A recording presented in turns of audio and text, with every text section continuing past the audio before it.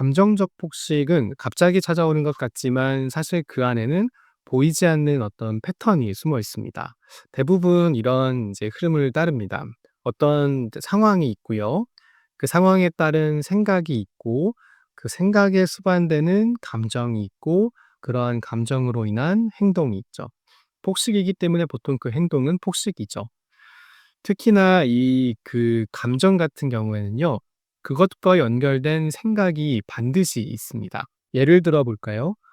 20대 A씨 얘기입니다. 그날따라서 유독 일하면서 실수가 너무 잦았고 심지어는 야근까지 한 거죠.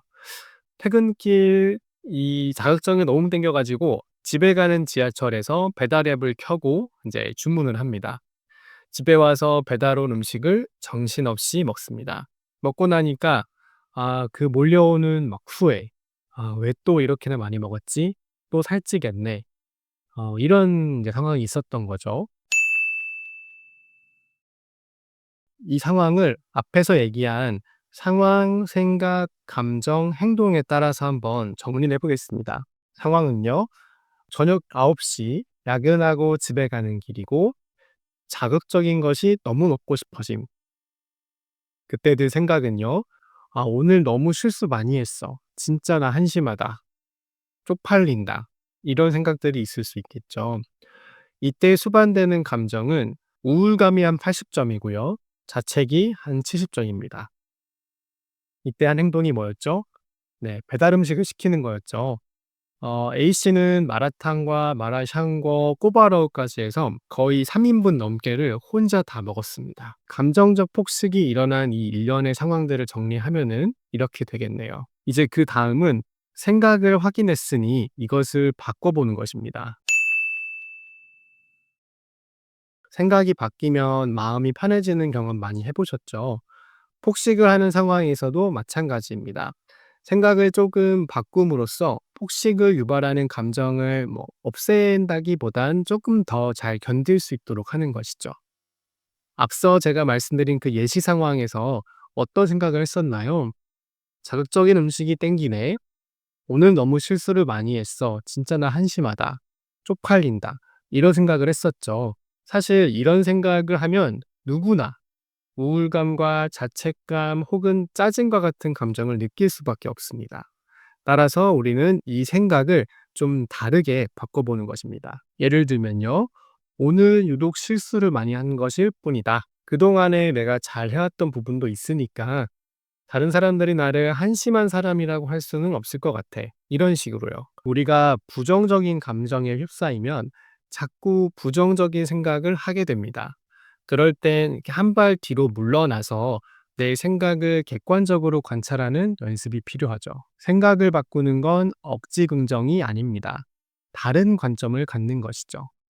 이렇게 생각을 바꾸면 우울감, 자책, 짜증과 같은 감정이 완전히 사라지진 않더라도 조금 더 그런 부정적인 감정들을 견딜 수 있는 힘을 갖게 됩니다. 그렇게 됨으로써 폭식이 아닌 다른 행동을 할 여유가 생기는 것이죠. 최근에는 스마트폰 앱 중에서도 생각 일기를 작성할 수 있도록 개발된 것들이 많이 있습니다.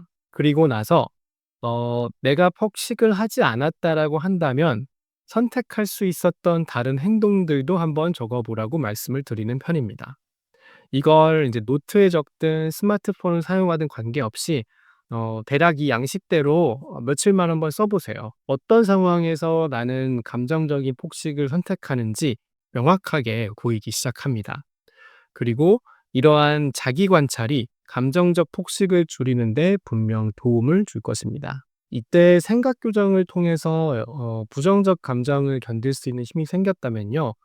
폭식 말고 다른 행동을 할 수 있도록 평소에 내가 대체 행동을 습관화하면 좋습니다.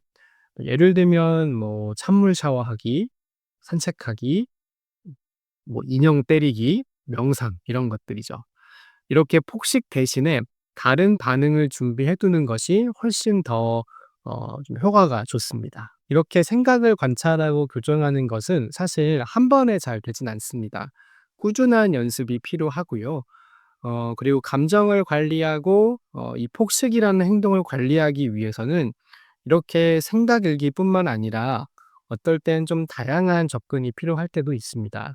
예를 들면 그 기저의 우울증이나 ADHD를 먼저 관리해야 한다든지 신체 기능을 좀 개선한다든지 어떤 표면적 생각을 바꾸는 것이 아니라 그 내면에 깊이 있는 어떤 심리적인 요소를 관리한다든지 우리가 똑같이 감정적 폭식이라는 행동을 하지만 그 사람마다 기저 원인은 다양하고 개입해야 하는 부분도 다를 수 있죠.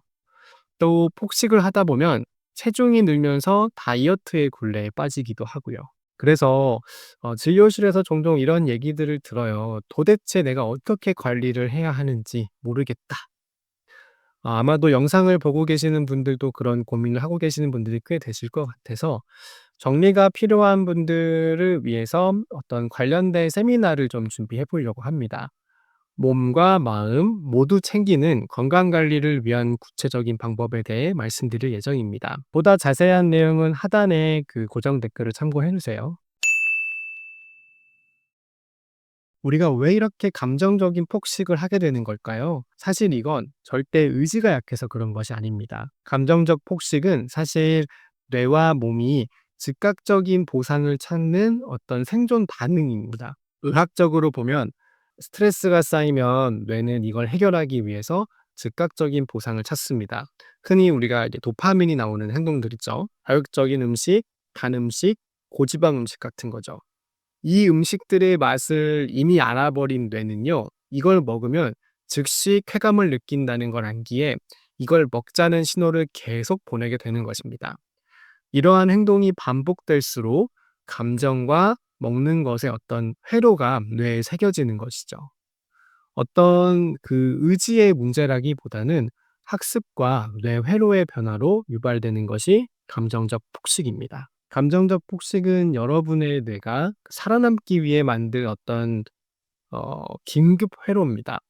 그래서 우리가 '아 나는 왜 이럴까?' 이게 아니라요.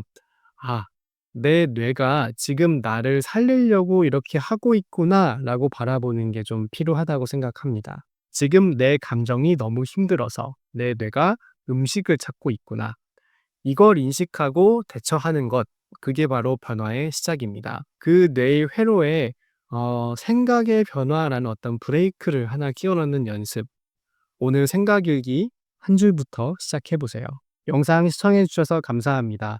앞으로도 식이 문제, 다이어트와 관련된 정신건강 이야기를 많이 다룰 예정이니 관심 있는 분들은 구독과 좋아요 부탁드립니다.